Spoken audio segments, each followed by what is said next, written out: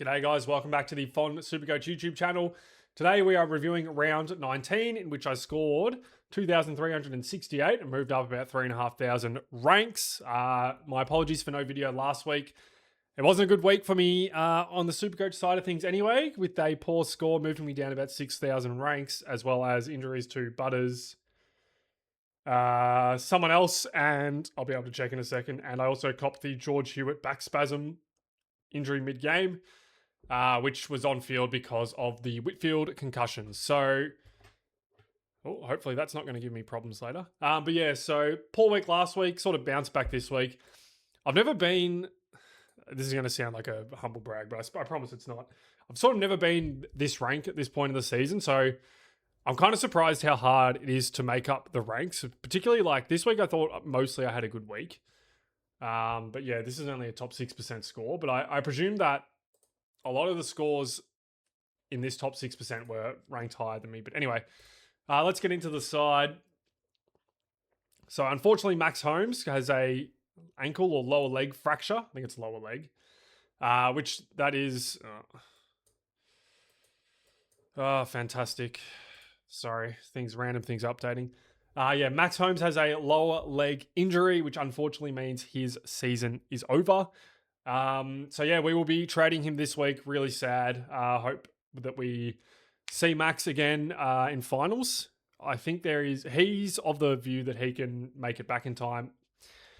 I hope that he does. I'm not optimistic, but that is what it is. Whitfield 102. So the 1 week I have 3 premiums playing against Essendon. They decided to lose. They lost to Essendon. I can't believe it. I simply cannot believe it. So Whitfield, Oliver, and Finn Callahan, all absolutely rubbish. I've watched people who own premiums playing against Essendon in the last 5 or 6 weeks just stack points on me. And as soon as I think I can cash in with 3 premiums of my own, I get spanked. So I can't believe it. But I guess that is what it is. There wouldn't be many with 3 Giants premiums, so I am very upset with that. But none of them fired. Like Ash was poor as well. Brent Daniels didn't play. Like it was just, there was a lot of rubbish. And then Jordan Clark 92 against, who was this against? This was against Port. Actually an interesting game this one turned out to be. But yeah, Clark was fine. We take a 92 from Clark. He's been that poor this year. And Sicily 100 against Richmond, whatever. Sicily's head just is not in the game at the moment. He's giving away stupid frees off the ball a lot of the time. Typically resulting in like 50-meter penalties, that sort of thing. So yeah, I don't know. He's doing my head in. And then Zorko for an 83, he's just getting managed. Like his run is good, but he's getting managed. So I was never in love with this pick, but it's what I could afford. So that is what it is, I guess. And then Worrell, who had his own controversy during this week, I think. Potentially last week, I don't know.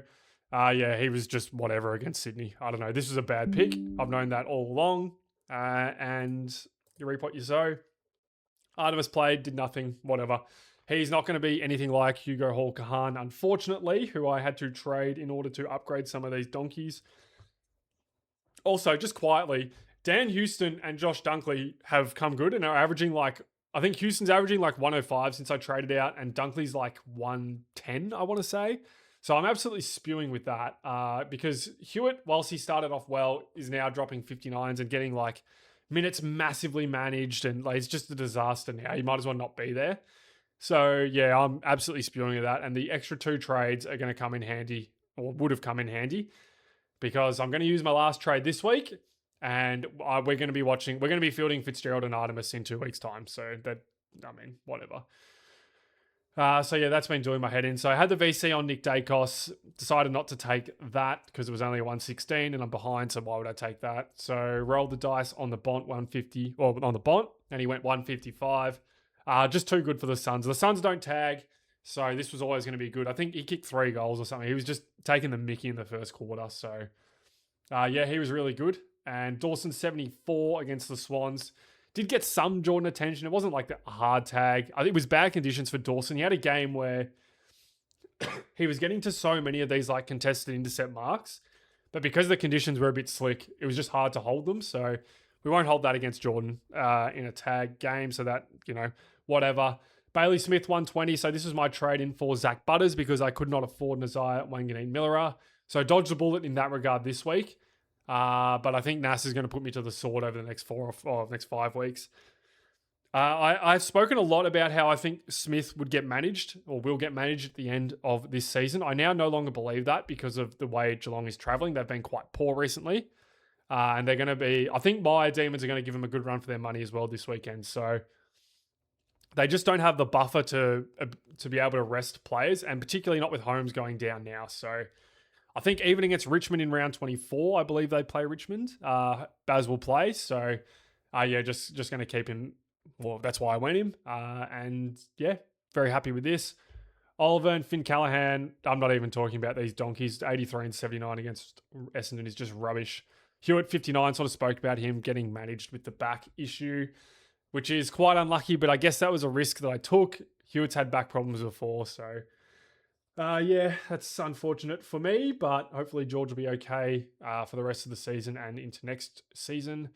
Matt Rowell, 142. So these types of mids typically go well against the Dogs, and Rowell did that. I'm not willing to say that Matt Rowell is back because I think there are 3 reasons for Matt Rowell not being good this year.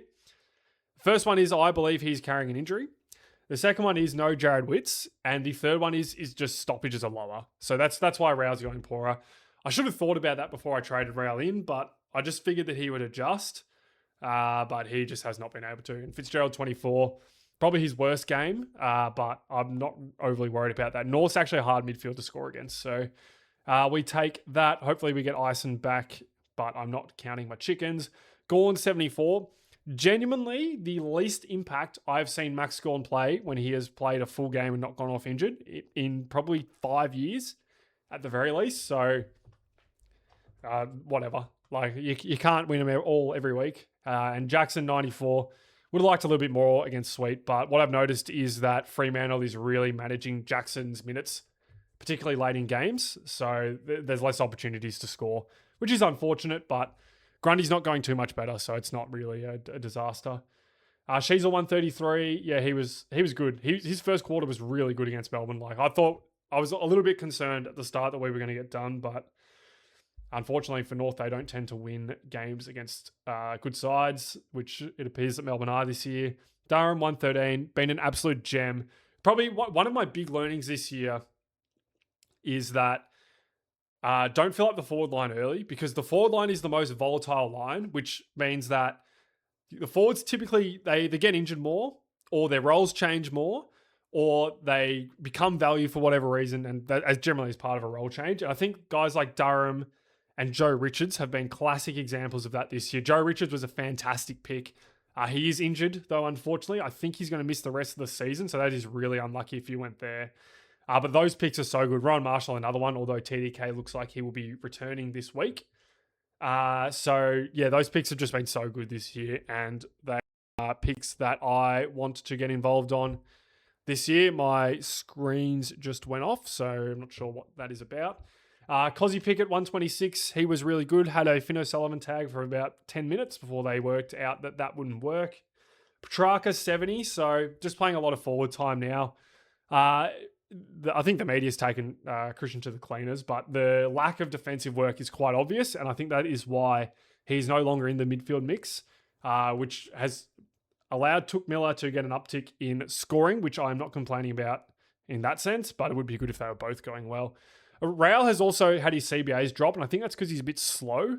So, yeah, I don't know. I think I was thinking about this before. I think the Suns, I don't think Damien Hardwick really has ever had those like super elite midfielders. Obviously, he had Dusty, but when like Richmond were winning flags, Cochrane was really at the twilight of his career. He's at the end, like I think he played 1 year after the last flag for Richmond. I can't remember. But like Cochrane wasn't in his prime. And then Dusty was obviously Dusty, but Dusty's more of a forward. He's just so good that he just makes stuff happen. And I don't like Rowell and Anderson and Petrarca and Touk Miller are all really good players, but they're not Dusty. So I think Hardwick has struggled with that, and particularly with Witts being really disarmed by these rules. That's been a huge adjustment for them, and it is negatively affecting all their mid scoring. So Anderson, Rowell, Petrarca. Took probably is not as affected because he's such a workhorse up and down the ground. But yeah, that's just something I feel like I've noticed. And then Lewis Hamilton, not Lewis, 31 against the Bombers. Missed a shot, go-ahead goal attempt, which would have won them the game in the end. So that was a little bit unfortunate. I'm not really sure why he's playing. I presume he won't play. I was expecting him to be a loop the whole year. But that is what it is. And then Horn Francis, we should get back this week. And last but not least, Darcy Cameron, the 97 against Liam Reedy. Not happy with that. This pick has been a little bit of a disaster. But he was cheap, and I've probably got more than the value that I traded him in for. So I'm not really complaining about that. So let's use the last trade. So realistically, I think there's 4 options here that you can go. There are 4 options I like. The first one is, I'm going to sort by average. First one is Nazaya. Now, I obviously cannot afford Nazaya, so I won't be going there. He's your best option. Said this last week. I'll say it again. The next 3 options, it's kind of a pick your poison, but they all have good runs. So Wayne Miller is the first one. So his run is exceptional. So he has Collingwood, who he went 142 on earlier. Essendon, he has not played this year, but Essendon have been very easy to score against. Richmond, he went 127 on this year.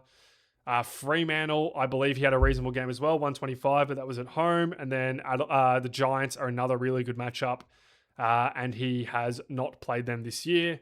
So his run is super good. The only bad matchup there is Freo. So that's option number 1.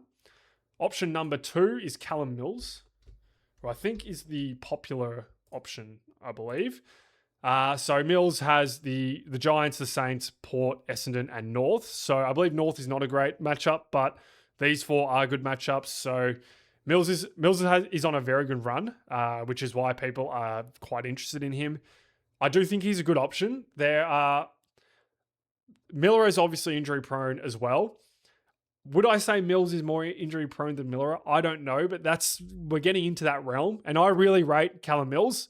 I had him as my captain that year. He went 210 down in Launceston. So I'm a massive Callum Mills fan.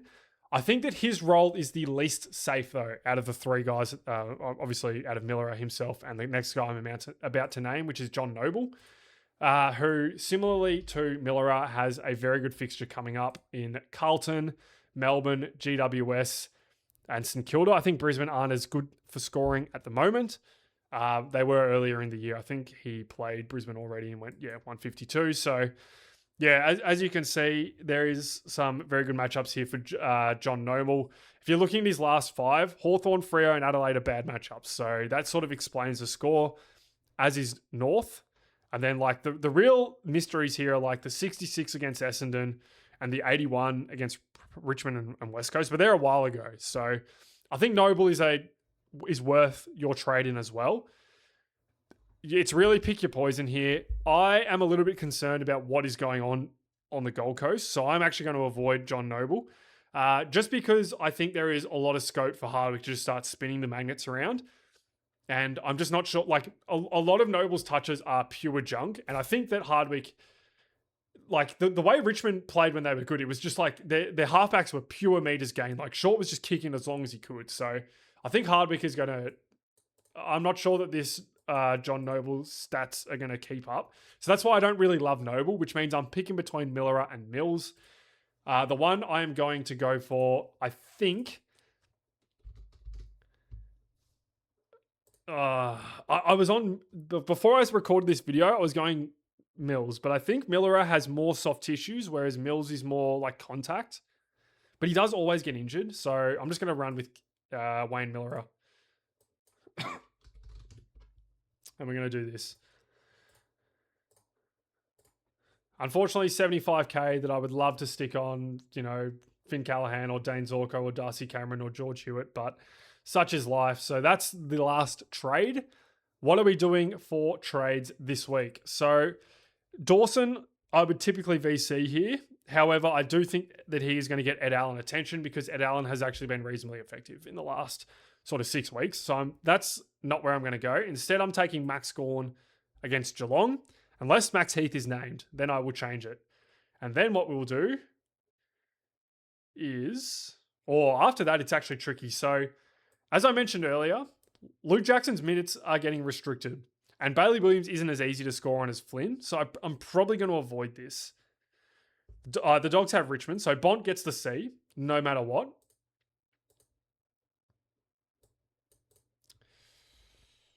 And then I have to find, so who's Geelong play? Geelong plays Melbourne. Like, Smith is interesting. This is probably pure speculation. Does Stephen King put attention into Bailey Smith because he's coached him before? I don't know. To be honest, the people who have been used as taggers for Melbourne, I don't think have the tank to go with Bailey Smith. But we will see. I do think that Bailey Smith is a good option as well. He will probably be my VC if Max Heath is named. So, but otherwise, I'll be going into Bont, which I should be able to take because Zach Kostelski plays here. Otherwise, I've got Watkins. I've got Banfield. I'll have Flynn Perez. Like, we'll make it work. So yeah, that's the team for this week. I am actually going to loop Hewitt and Fitzgerald as well, just because I'm concerned about his back. I don't think Finn Callahan will get attention, but maybe he will. I'm not sure. So yeah, that's the team for the week. Let me know how you went below in your comments. Let me know if you are trading, if you're one of the lucky coaches to have trades still. The injuries this year have been so brutal. Like, I've never seen anything like it. So hopefully this is an aberration and not the new norm where heaps of players get injured, because let's be honest, we're watching footy. Obviously, we want our team to win, and if that means playing another team that isn't at full strength, we kind of accept that. But the reality is we do want to watch the best play the most, and these injuries suck. So hopefully next year there is a lot less injuries. But yeah, thank you all for watching, and I will see you next time. Bye, guys.